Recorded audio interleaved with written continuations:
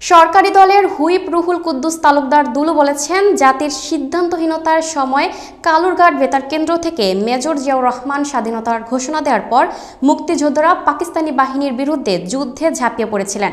তিনি আরও জানান, প্রধানমন্ত্রী তারেক রহমান প্রতিহিংসার রাজনীতিতে বিশ্বাস করেন না এবং মুক্তিযুদ্ধে সবার অবদানের যথাযথ মূল্যায়ন হবে।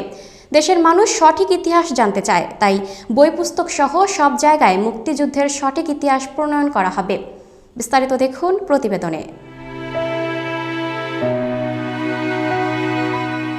সরকারি দলের হুইপ রুহুল কুদ্দুস তালুকদার দুলু বলেছেন, জাতির সিদ্ধান্তহীনতার এক চরম মুহূর্তে কালুরঘাট বেতার কেন্দ্র থেকে মেজর জিয়াউর রহমানের স্বাধীনতার ঘোষণার পরই মুক্তিযোদ্ধারা পাকিস্তানি বাহিনীর বিরুদ্ধে যুদ্ধে ঝাঁপিয়ে পড়েছিলেন।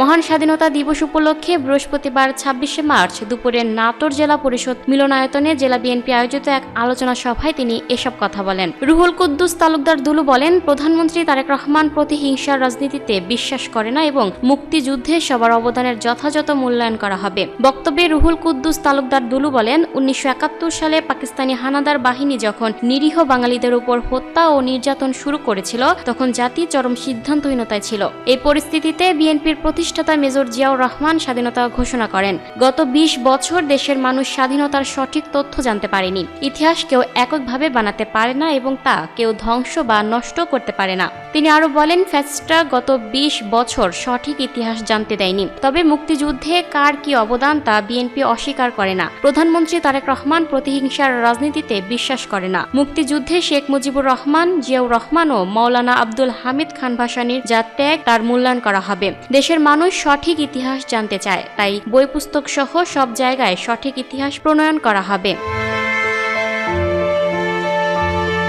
Lucky Akter, up to date news, Dhaka.